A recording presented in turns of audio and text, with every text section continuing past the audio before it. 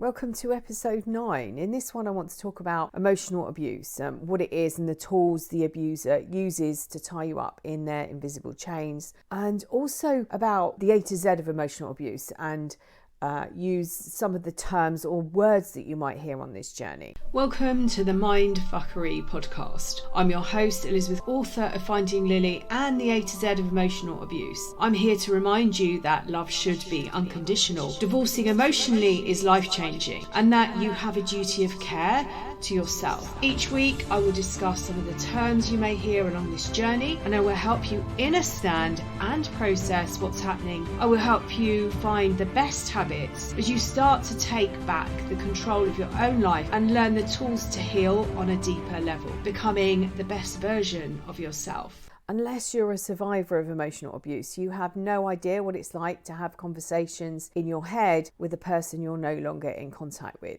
This was how I used to open my YouTube videos in about, I think it was early 2019. Emotional abuse is insidious. Unlike physical abuse, the damage caused puts you in a state of confusion. It's another thing that I used to quote, Chinese water torture. You have no idea what's going on. It happens very slowly and it turns you insane. And this all started with my own healing journey, but I hadn't realised how deep it went as I started the recovery. I know the damage emotional abuse does, and I know what the damage it leaves in your life, physically, mentally, emotionally, spiritually. But one thing people don't talk about is also financially. A lot of people coming out of these relationships are financially broken as well. And there is a reason, a part of that coercive control. If they can financially break you and you're dependent on them, you can't move away from them. And the relationship that woke me up to this broke down in 2016, 4 short years after meeting this person. But the damage was so deep. And one October morning, I've got a message from him saying he was driving over and reminiscing about all the good times we had together. So I can't remember whether we spoke or whether I messaged him back. I was actually supposed to be meeting some friends for lunch, and I rearranged it because he had a meeting and we met for coffee, came round for coffee. And I remember sitting there with a coffee in my hand and the sun was shining through the lounge window. And I remember saying, I don't ever want anyone to go through what I've been through. And this is 6 short weeks. I actually thought that I was on my way to recovery. I had absolutely no idea that was not even the beginning of the recovery. It wasn't until a lot later that I realised that I couldn't actually stop people going through this. And this is where the magic happens. This dark night of the soul is where the healing happens, acknowledging what's going on. And a lot of the stuff that I'm starting to move into is like, it stops here. So helping people understand the abuse that happened, where it comes from, how they've ended up in these sort of relationships, the abuse that happened or the trauma that happened in childhood that experiences them or opens up them to being in this relationship or ones like it. And if we can stop that happening in the first place, stop our children experiencing this form of trauma, then we are starting to move forward because they won't then be re-experiencing it as an adult. So on this October morning, here I was thinking, I can help all these people. I've got this knowledge, and I had no idea that it was the start of my journey. I was asking, as I said at the beginning, if you've never experienced emotional abuse, you don't know what it's like to have conversations in your head with someone who you're no longer in contact with. This is what happened to me. I kept asking, what ifs and if onlys and maybes. What if I hadn't said, or what if I hadn't done? Maybe if I'd done something differently. And I just kept going over and over the relationship. And this is where the trauma bonding comes in. And these are some of the words that you use. Depending where you are on your journey, you might be completely up on all of the terms. If you're new, some of these things are, it's like learning a foreign language. And that's how I found it. I found it, I thought it was helpful. These were things that's like, what is that? And I'd rush off and then have to go and look it up. And that's why I wrote the book, The A to Z of Emotional Abuse, so that it was something you could pick up and look at and go, oh, coercive control. Oh, okay, that's what it is. Yeah, I've had that. What's trauma bonding? And it explains it, or you can read it, front to back. There's so many different ways of using it. And obviously the tools in the back are there to help you. So, and I say obviously, if you haven't got a copy of it, you don't know what I'm talking about. In the back, I've put some tools to help with your recovery. But this is what happened to me. This is how it happened to me. I went through this very short relationship. It was a whirlwind. I went through the cycle of abuse, which I had no idea what it was. So it's a pattern of behaviour where one person uses all sorts of manipulation tactics to gain power over another person. Unlike physical abuse, emotional abuse goes unnoticed. It's not until the majority of people come out of these relationships that they realise that they're in this state of confusion, that they realise that something was going on.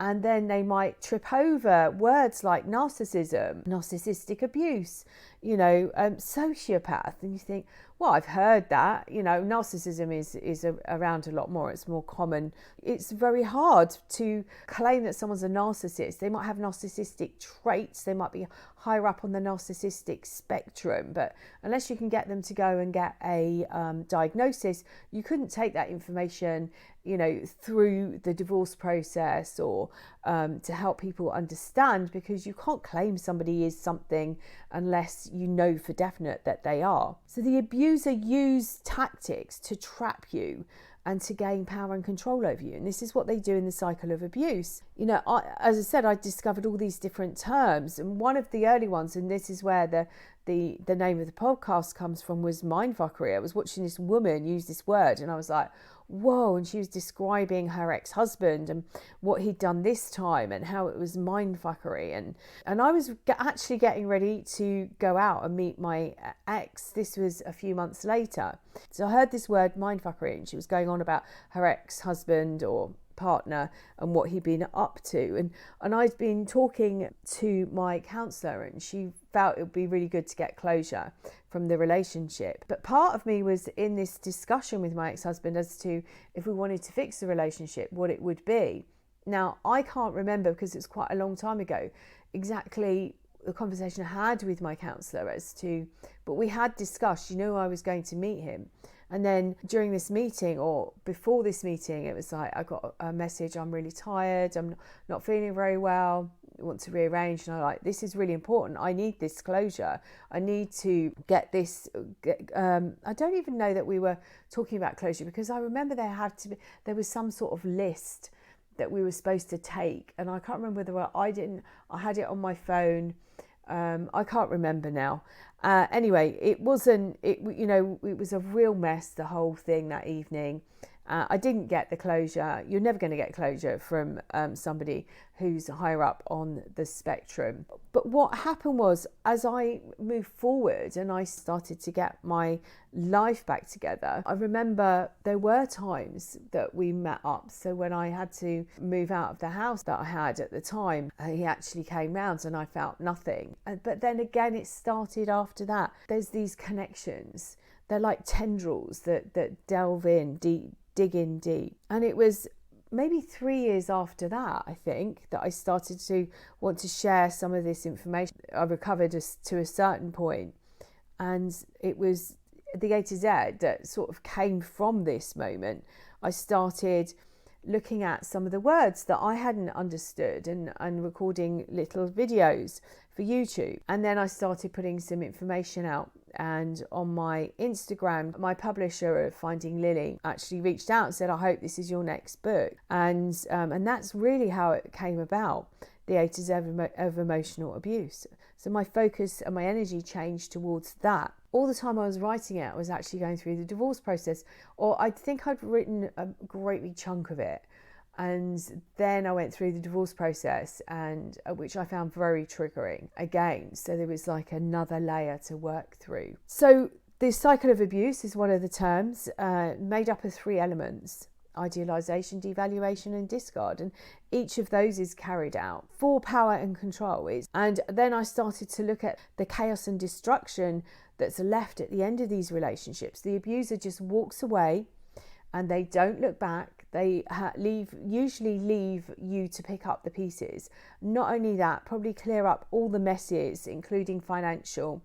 They probably leave all their belongings with you. I know quite a few people that have had to do this, and they move on. They've usually got a new form of supply securely in place. If they haven't, they've probably got supply from different levels, and the supply will also come from the breakup of the relationship. And you're left like, your head's like swimming. It's that cognitive dissonance, another word that you might recognize, and you're left having these conversations with them. They're no longer there, and you're going over all the things that happened, didn't happen, what you said, what you didn't say, and they sucked the soul out of you. This is one thing I remember so clearly, was looking in the mirror, and I did not recognize myself. I did not know who this person was staring back. It was as if there was nobody behind my eyes. Literally, my soul was sucked out.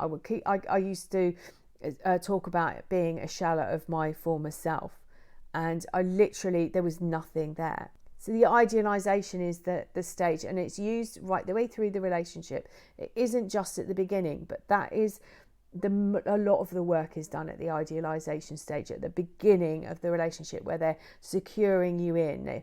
You have this amazing time with them. They see you on a level that nobody else sees you, and they shower you with gifts and attention. You might go out for days, you might do all sorts of different things, but over this period of time they change, and all those little things that they thought were amazing about you, they start to maybe talk about in a way that putting you down. Some of the videos I've done on gaslighting, I talk about how they test the water just to check how invested you are in the relationship, because what they're trying to do is they're trying to take your focus away from you and protecting who you are, and put their focus onto the relationship and onto them. And so they'll test the water at this point, how well you respond, because you might say something and they know they haven't quite idolized you enough, they haven't got you hooked into this relationship. It's when you start protecting the relationship, they know that they've got you hooked in. And that's where the discards come in, and the devaluation, where they're putting their little hooks, their put downs and things like that. And then they'll take you back to the idealization, that love bombing. And this is fixing you in, this is cementing you in, this is getting all their little tendrils into you, and you're going, what have I done wrong, what have I done wrong? And it makes no sense. They take you back to the idealization, you sigh, oh phew, okay, it wasn't, I'm okay, it's okay, all back, it's all nice and safe. But that time that you're there, sat on that pedestal that they place you on with these unrealistic expectations of you, that gets shorter and shorter and shorter, and the devaluation and discards follow shortly. And that's the cycle. It goes round and round and round until the very last discard, and that is when it's over for them, unless you've managed to walk away. But this is a game, and they don't give you the rules, and the aim of the game is to bond you. It's to get you to a point where you're not going to walk away from them, because that's their biggest fear. Their biggest fear is abandonment. So they trap you, and they wrap you up and tie you up in these invisible chains, holding you in this relationship where you're unable to move away from and unable to escape from. And you end up in a war zone. You end up like a soldier that's gone to war, only you didn't sign that contract that said you'll put your life on the line for king and country. You were lured in with fakery. And the final discard comes when your quality has gone. They are soul suckers. And then when you haven't got enough energy, you haven't got enough attention for them, they discard you. They've gone. They leave. They don't even, that mask the role that they play at the beginning, where they learn so much about you, is they create this character. The mask is dropped. They show you who they really are, because it's too much effort to keep playing that game. And then they might try a little bit of hoovering. This is where it went really bad for me, because I believed the hoovering. So at the beginning of the relationship that I had with my ex, I saw a lot of red flags, and I said, right, that's it, game over. I'm out of here. I don't want this relationship. And I was convinced to stay, and that I was the only person that had ever understood him, and he wanted to change his behaviour for me, no longer wanted to live that life, but I wanted to believe him. And he convinced me that I was the only person that understood him. I was the only person that would be able to help him. And it just sort of went on like that, really. I didn't realise how deep the trauma went. And then I got messages. I found within hours of him leaving, I was no longer in. He'd blocked me on social media. The only reason I found out was because there was a photo that had been taken with my phone I no longer had access to. I thought, that's really weird. And then I realised that I'd been blocked. And anyway, this game went on. It was a game. And I don't know to what means, whether he thought that there was more of me to be had and played with. I never understood this.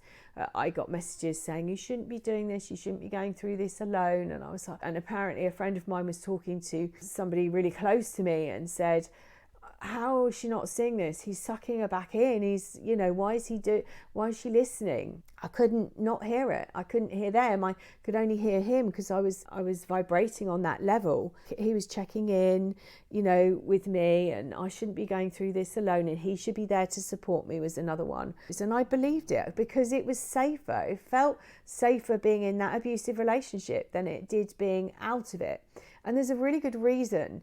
They have been damaged so badly, but what they do is they hand over their wounds to you. They also, in that sucking out of your soul, they also take you back. They remove all that learning you did from a childhood, all those stages that you went through, whatever it was, those learning stages, they've stripped away from you, and they take you back and leave you at a very young age emotionally. And this is who you've got running your life. So basically I had a 3-year-old running my life. I might have had a couple. I might have had a 3-year-old, a 5-year-old and an 8-year-old, but that was what was going on.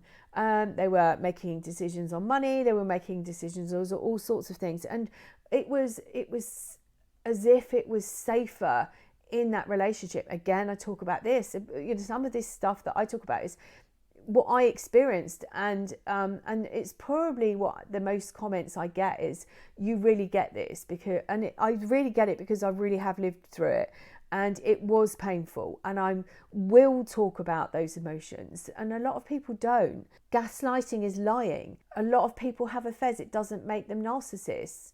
It's understanding emotional abuse and how deep that runs. It literally is like it runs through your veins.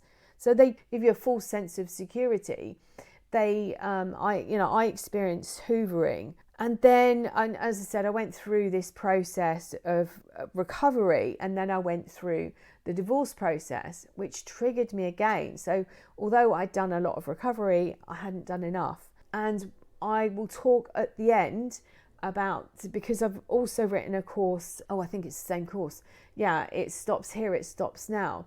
There's an hour and a half of video to watch, but you can stop and start it. There's an extensive workbook that goes with it, and there's exercises in there, and also there's some meditations that go along with it as well. So really, really good healing techniques. What I found was the divorce process triggered me again. What I found was that whether the solicitor that was being used was enjoying it or not, or being manipulated himself, I never really understood that, because I did speak to him, and then all of a sudden his attitude changed, and I was pointing out that he had a duty of care towards me. There was some stuff that happened, and then I felt bullied by the letters, the way they were responding. I've done videos on the games that they play, like leaving everything until the last minute. Over on a Friday night at 6 o'clock, you might get really triggering emails designed to upset you and hurt you and confuse you. What they're trying to do is bully you into making decisions that might not be for your good. That's what I found I found it re-triggering during the divorce process. So I knew I had more work to do. But I found these 3 elements that work so well. I just wish I'd had them all together rather than discovering them in different parts. And I'd done a few courses. I'd bought a few courses and been on them, but nobody explained it in this way. In fact, they weren't talking about divorce, they were just talking about healing from narcissistic abuse and that sort of recovery. I found these elements that really, really helped me. And one by one, I was like, oh gosh, every time I do this, I don't ruminate for as long. And then I realised that when I did something else, I'll talk about it towards the end. I will share with you these three things. So other words that you might hear are alienation, where they keep you from friends and family. They might tell you who you think they are. They're frightened of being unmasked by these people, though they might try and make out these people are unhealthy and create tension because they don't want you to trust these relationships and these people that you've got in your life. Once they've got you hooked, they'll bait you. They use the information they gathered in the idealization stage. They want an emotional response. Another one's belittling. So these are the masked put downs of fake friendliness or advice that you might receive from them. They're their words of wisdom. They're designed to make the abuser feel better about themselves, making them feel more knowledgeable. This was something that used to make me laugh when I used to receive divorce correspondence, because I'd see a word in there and I knew that word had been specifically put in there, so that I'd have to go and look it up because I would have no idea what it was. I got to the point where it used to make me laugh because I knew it was done on purpose. B is for blame shifting. So that's a tactic where they disguise what they're doing wrong and they shift the blame onto you. If you hadn't have done something or said something, if you hadn't gone out with your friends on Saturday night, I wouldn't have had to go on that website chatting to people. You know, that's the sort of thing. It's your fault because you weren't there for me. So C is for circular conversations, where these arguments, they just go round and round and round and round and round. It's a bit like word salad as well. So you think that with a circular conversation that you've come to a conclusion. Yes, done it.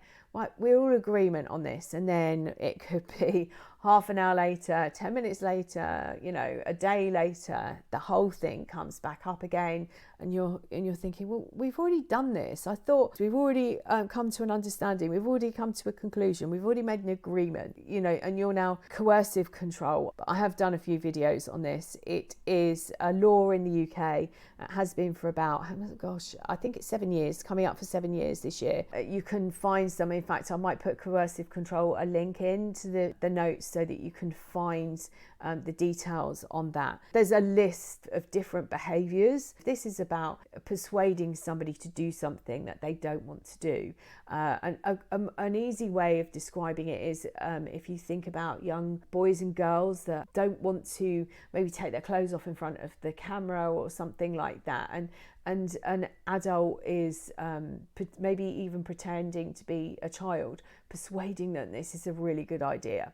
And it might be that they say, well, you know, so-and-so's doing it. You're not going to look cool if you don't do this. That's what coercive control is. It's like there's a consequence for not doing something. And with financial, you're forced into a position where you might be using money that you've saved up, or you're using all your wages to pay bills while they're out buying nice things or going to nice places, and you're forced into poverty. They might put you in a position where you don't have access to medical services. There's a coercion. It's a forcing of doing something against your will. F, fake tears. It might be crocodile tears, and you might have found them crying over a situation. This is to manipulate you and your feelings. I found myself in, actually this has happened a few times to me.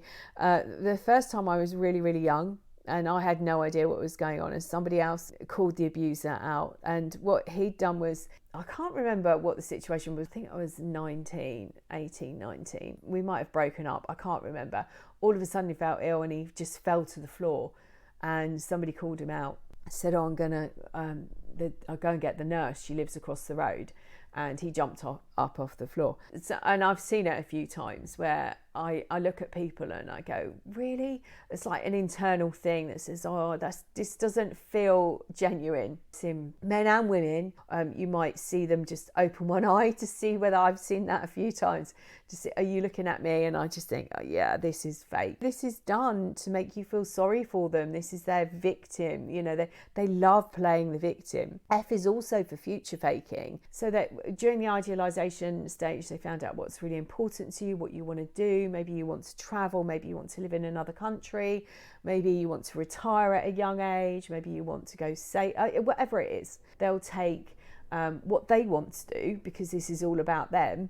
They will take what they want to do, and then they'll sprinkle it with stuff that you want to do. And then they'll talk about it endlessly so that you think this is something that you've created together. And what they're doing is they're getting you to buy into their future. And then what happens is when they walk away with it, and you're like, oh my God, you've stolen everything. You need to grieve. I've also got a workbook on that as well, meditations. You need to grieve the person you thought they were, because they weren't that person. So you fell in love with a mask, you fell in love with a fake person. So you need to grieve that. And you need to grieve the present where you are now today, because this isn't where you thought you were going to be. You know, you've been standing at that proverbial slot machine, one-armed bandit, pumping in money, or it could have been attention you've been pumping in. It could be your energy, it could be your money, it could be your focus, it could be absolutely everything. It could be your life being put on hold. You've been pumping that into that slot machine, that one-armed bandit, and they've walked away, and you're like, what now? This isn't what was promised to me. This wasn't where I was supposed to be. So you need to grieve that. And then there's this fake future you need to grieve. But there was no future with this person. It was all fake. Gaslighting, again, I just released a video on that over the weekend. I'll link that one. That is where they use different terms and phrases. Now, we have to be careful, because we might unintentionally gaslight people, but it's looking at what's behind the intention of the words, the phrases. So you might recognize them. I did actually address this in the video. If you put in a search for phrases of gaslighting, you might recognize that you say some of these things. You might have learnt them if you've had an abusive parent, or someone who's used gaslighting as it is one of their favorite tools anyway, but you might have been brought up in an environment where you were gaslit. So you pick up these phrases anyway. So, you know, as a child that's a sponge between the ages of birth and 7 to 8 years old, you're taking on everything as the truth, and these stuff gets ingrained into your psyche, these terms and words. So you might find that these words come out. It's knowing what's behind them. Were you intentionally trying to hurt someone, to manipulate someone, to coerce them into doing something, to try and convince them that they were wrong and you were right, even though you know that they were right and you were wrong? What's the intention behind that phrase? J is for jealousy. It might be an emotion that you've never experienced up until this point. All of a sudden you find yourself feeling jealous. It's very different. This is a manufactured jealousy in these relationships, and this is done on purpose to create an emotion. They love to, with triangulation, is I think, and I have done a podcast on this, triangulation is their second favourite tool after gaslighting, where they bring another person in, and they might even be fake, they might be made up, and they bring this person in and they triangulate you. And I was talking to someone who, I can't remember who that was now, and I think it was a client actually, and I was saying to her, it sounds like you're being used in this triangulation to make this other person now, like you were jealous of them. It sounds like the roles have been changed. And this is part of the mindfuckery, and this is where you go crazy, because you don't know what is real and what isn't real. M is for manufactured emotions. These might not be familiar ones that you've experienced before until you've met this person, and you might be experiencing this jealousy and rage. And these are manufactured. These situations are created to make you feel insecure, to make you feel jealous. And they use things like blame shifting. So this is your fault. You're like, whoa, hang on a minute. I went out with my friends. So, this isn't my fault if you can't sit alone. If you don't like yourself, that you can't sit on your own and amuse yourself. They might have amused themselves in ways that weren't healthy. And they can be manufactured from, as I said, triangulation. Ghosting is another one. Devaluation, trauma bonding. The abuser is really insecure. And they, as I said, they need to hook you into this relationship because their biggest fear is that you're going to abandon them. Mindfuckery, this is where the name of the podcast came from. It's the collision of cognitive dissonance and gaslighting. It's that mental confusion, and the damage that it does. And our bodies know, our mind knows that it's under threat. It's us, we're overriding what we've been told. We're overriding these emotions, saying run away. You've got these fight, flight, fawn, freeze stress responses to keep you safe, and everything's telling you to run away, but the abuser's saying no, this is your issues from other relationships, or you've experienced this before. This isn't anything to do with me and my bad behavior. Me being on that internet dating website, or me multi-dating, or me cheating on you has nothing to do with trust. Your trust comes, you're going, oh, maybe you're right. Maybe my trust issues come from this relationship and it isn't you, and I should trust you. And this is what's going on. So what happens is your brain knows it's actually being traumatized. It closes down. Lots of people come out of these relationships not understanding why they can't think, and they've been tricked. Their whole relationship was a game. It was a trick. But what was behind it all was the abuse that was happening, and that was the smoke and mirrors for disguising that abuse. Somebody pointed out to me that every time a person was awful to them and screamed in their face and then charged around with this bullying behavior, within the next 24 hours, a gift would appear, some chocolates or something. And they started to see that pattern. M is also for mirroring. This allows, again, the manufacturing of emotions, this relationship where you have so much in common and you shared the same hopes and dreams.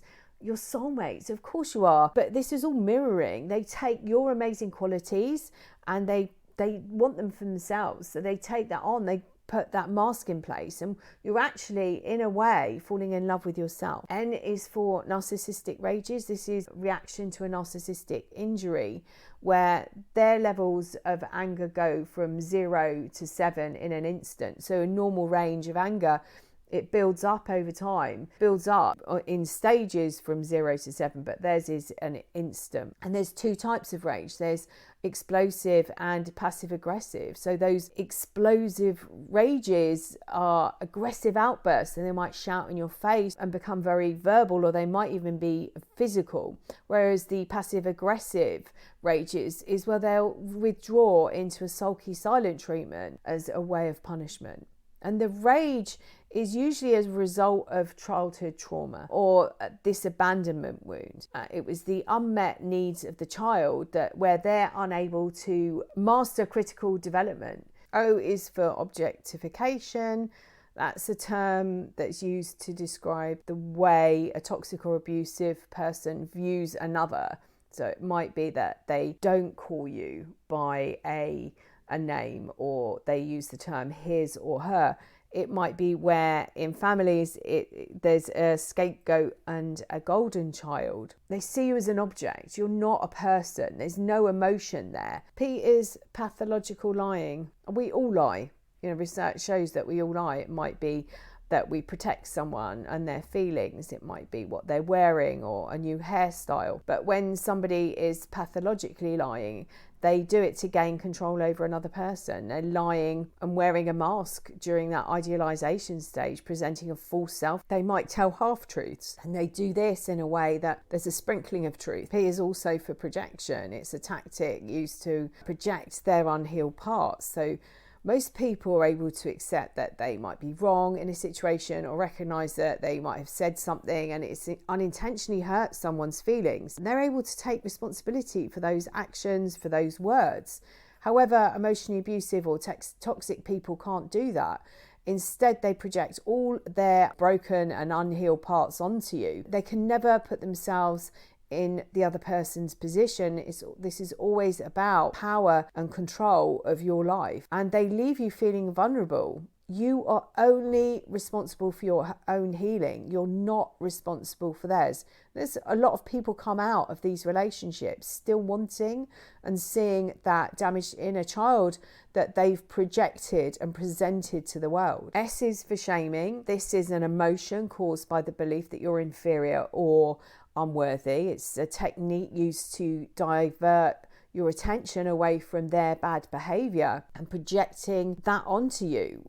And they cause you to believe that you're the problem in order for them to stay in control.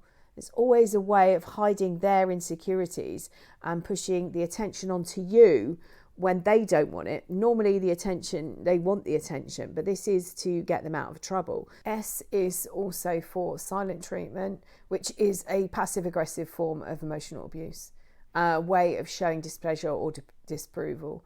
So it's a tool used to punish you, bringing up feelings of maybe fear and guilt, may have chosen not to hear you, or they walked away when you're talking. They might intentionally withhold attention. Silent treatment is conditional love. It's used to manipulate. You might have experienced this as a child from a parent or caregiver. You might have actually used this technique and you think, oh God, I've actually done the silent treatment. But if you've done it in a way where a situation's got heated and you've had to remove yourself from that, or it's going round and round in those circular conversations, have you done it in a way of protecting yourselves? This is different from silent treatment, where it's done to manipulate another person. So again, as I said with the gaslighting, what was the motive behind with the gaslighting? There were terms. If you think, oh gosh, I've used that term before, what was the motive behind it? It's the same with silent treatment.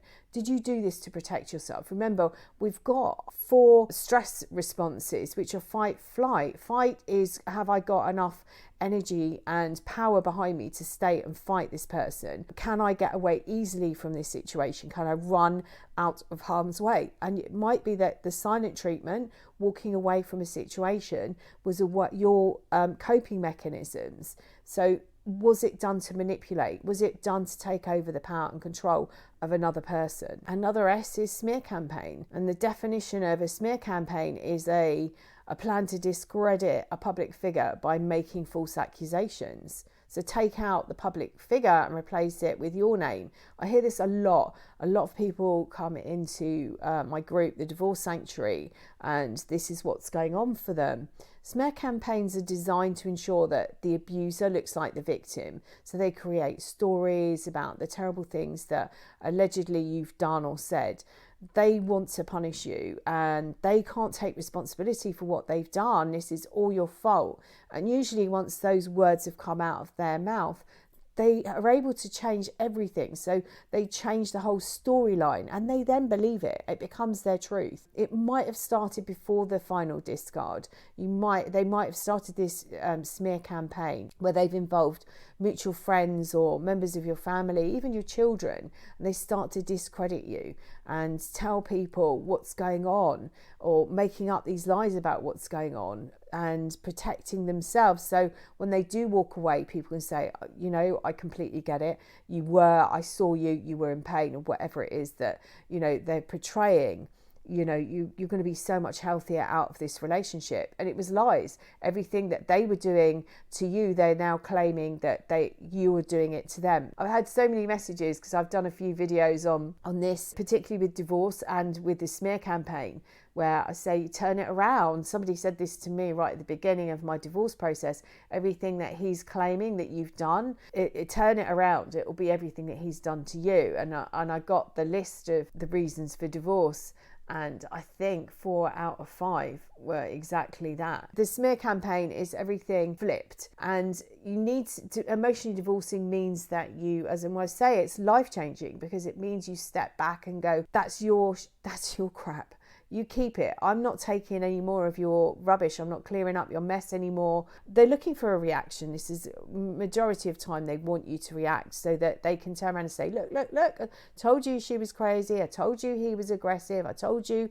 And this is them pushing your buttons and confusing you to a point where you react. T is for triangulation. I've covered that on a few others. So V is for victim. And this isn't all of them from the book. This is just a selection that I just went through and grabbed a few. So V is for victim. So the definition of a victim is a person harmed, injured, or killed as a result of a crime, accident, or other event or action. Coming out of these emotionally abusive relationships, you would be the victim, but it's the abuser that's claiming that they are.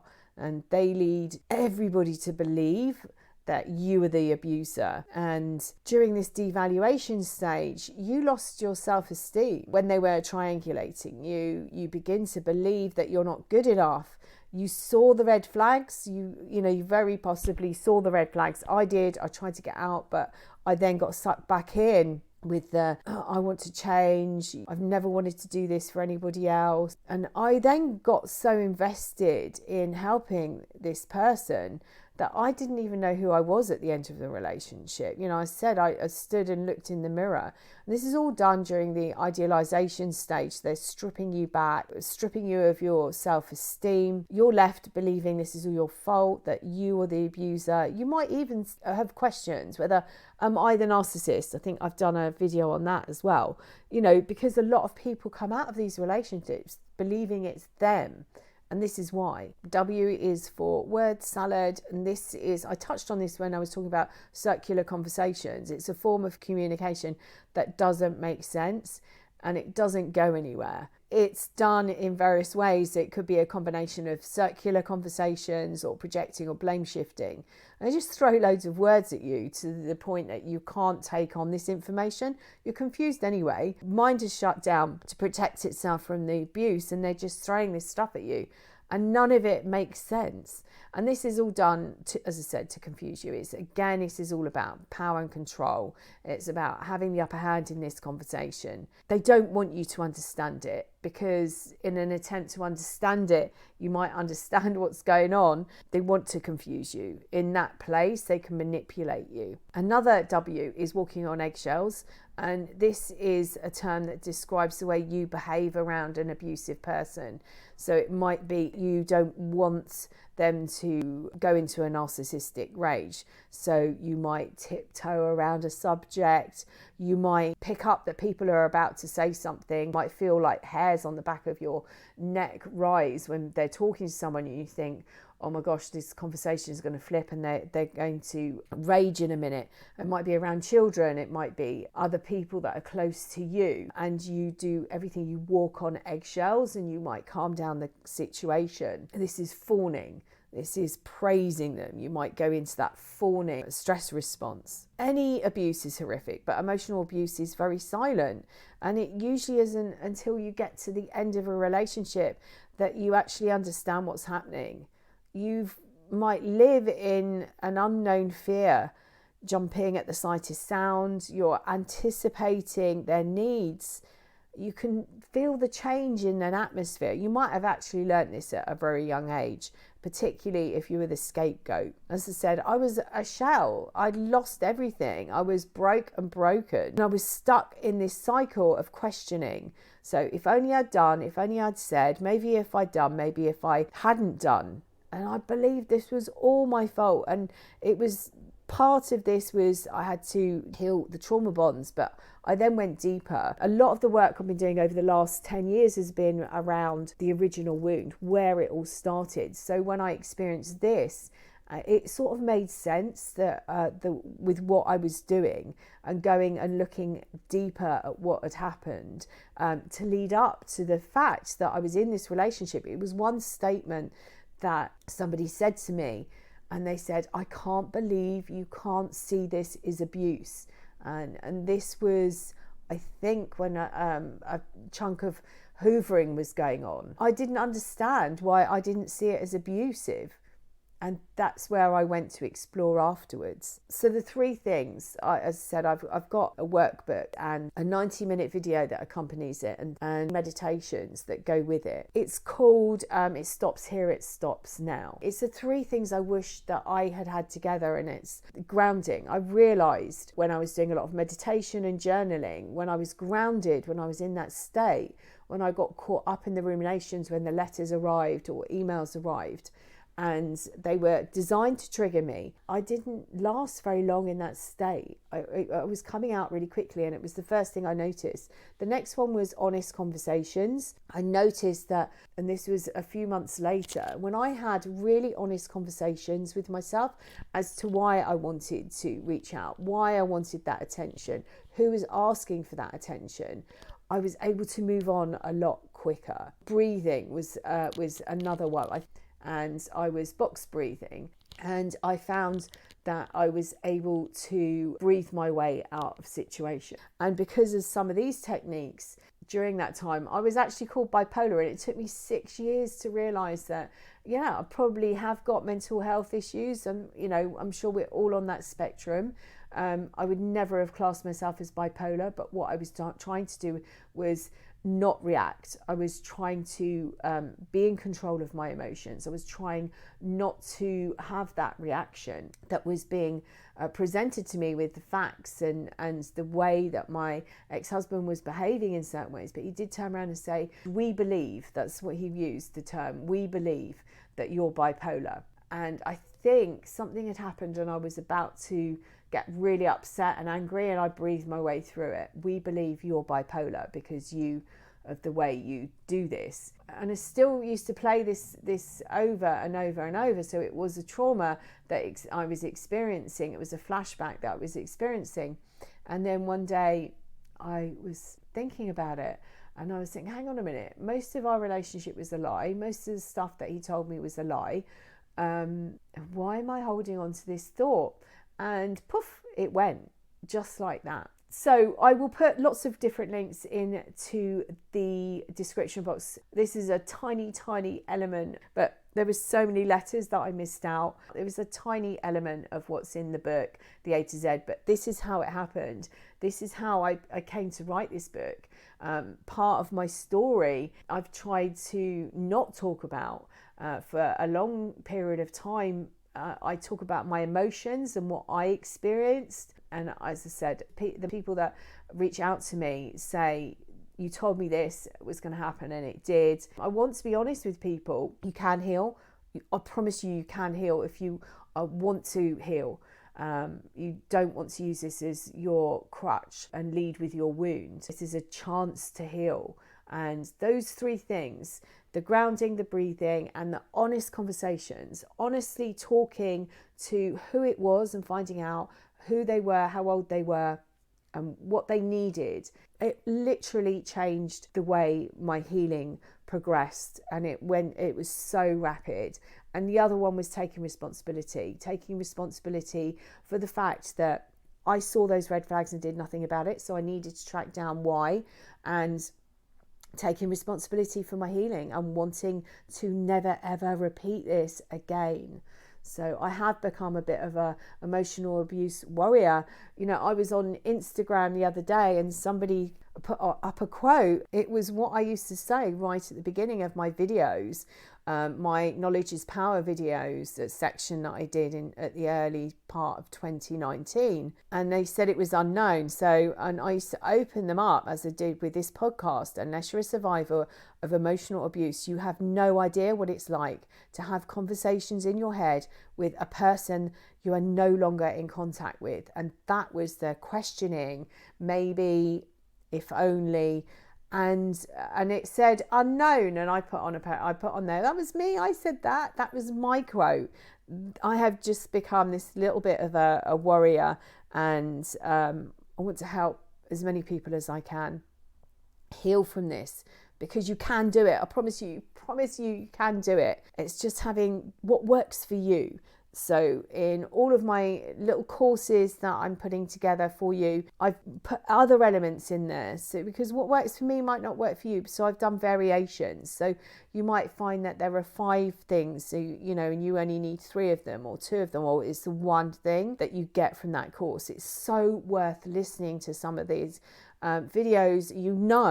If you intuitively know you're watching or listening to something, to hear an element, the rest of it you'll tune out. That is what I needed to hear. That's all I needed to hear. I hope this has been useful, and it's going to help you and give you the passion and the confidence to start your healing journey or to finish it.